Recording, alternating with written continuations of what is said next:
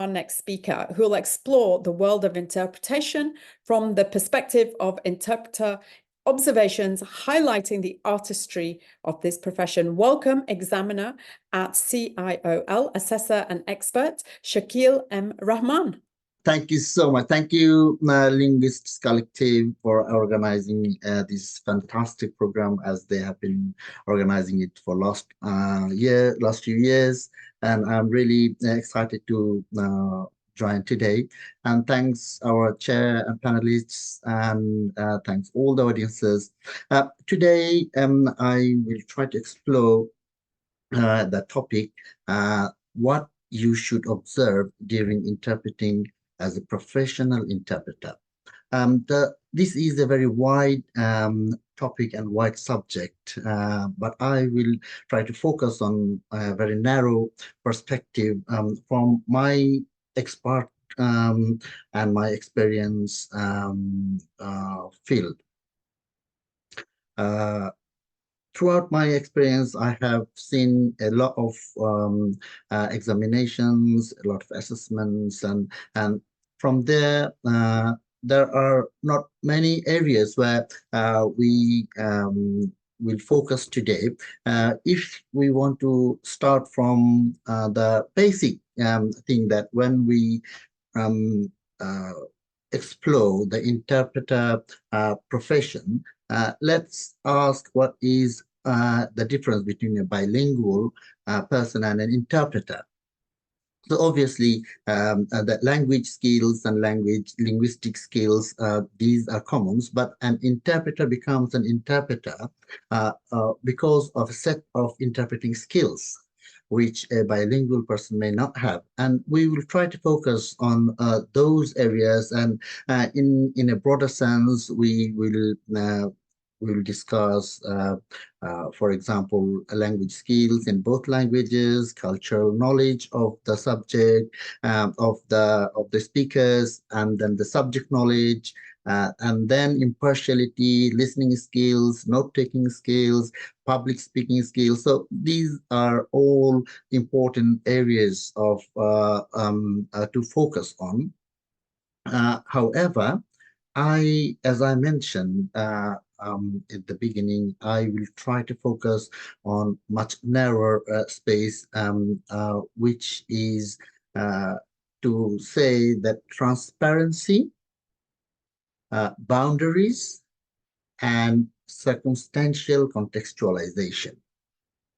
So why I have narrowed down my focus to these three areas, I have given an idea that because I have found these three areas could be much more improved during our practical reality. When we go for the professional tasks, we will find different type of situations and challenges, and all our other skills as interpreter that will be challenged when we cannot focus on these three areas. And from my experience, I have found many experienced interpreters, many experienced professionals in this field. They have a lot of scopes to focus on these areas. So, for example, if we start from the transparency, I would like to invite you to imagine a scenario where two individuals are sitting face to face, and they have a glass barrier in between them. And the more transparent, the crystal clear the glass barrier will be, they can see each other much more clearer. And they don't have any confusion, they don't have any ambiguity, they can clearly watch each other. Their movements, their expressions, and everything. So in the same way, an interpreter is a glass barrier in between two speakers of different languages. And the glass barrier works as a communication medium for visual communication, and the interpreters, we are the communicator or through the language communication. So in that sense, I will uh, uh, give the example, use the example to make some similes. For example, if there are a lot of unwanted spots and there are some fuzzinesses and there are some broken areas, then we can see the vision will be obstacle, and they cannot see each other properly.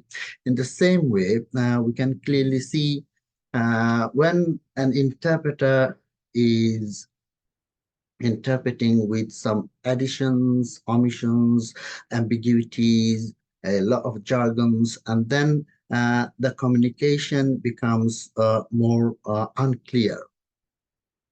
And then what happens, the parties who are using the interpreter, they are not communicating transparently. They are not understanding what's going on.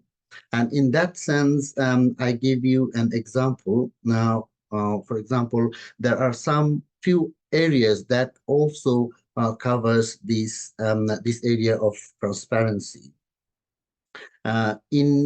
In short, if I want to say that an interpreter must ensure uh, everything that's happening with communication, language communication, uh, all parties must know what is going on, and no one will be left in confusion or in the darkness, and they should not be allowed to get confused. That is the challenge for the interpreter, and sometimes it could be very tricky. If we give a very simple example, say there is a patient and a doctor, and there's an interview of or the appointment of the patient, and after a few questions and answer, the doctor asked the patient, "Are you taking any medications?" The interpreter interpreted it to the patient's language, and then the patient asked the interpreter for this problem. And the interpreter at this moment, a common tendency is to answer the question, yes, obviously, for this problem, for what else? That's not very unusual, but the professional interpreter must not answer that question, and they relay the simple, obvious questions answer to let the doctor answer that question, and the interpreter simply ask the same question for this problem to the doctor, and that will ensure the transparency of the whole session. Now, for example, if the interpreter answers the patient, yes, obviously for this problem, then the doctor is not understanding what's going on there. And the doctor is in confusion. There must be something going on between the patient and the interpreter. It is a very simple example, but it could be very, very complex, very, very tricky. So in every situation, the interpreter's job is to work as a conduit and to interpret and ensure every single conversation is relayed to each party. And the more unclear the parties will be, and they will have more confusion, and the confusion will lead them to a lack of trust to the interpreter. And that is a very unexpected and dangerous situation. A very good overall interpreting session can end up to an unsatisfied session because of lack of trust. And in only for few areas of lack of transparency could create this lack of trust, and that could lead to the parties that the interpreter may not have done the job properly. So, in simple word, to come out of this situation, we have to follow the simple process of transparency and ensure all parties understand what's going on. And then it takes us to the second point of the boundaries.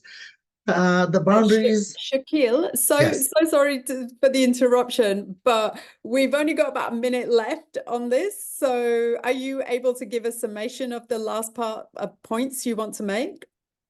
Indeed, Thank you definitely. so much. Thank you. Not at all, not a problem at all.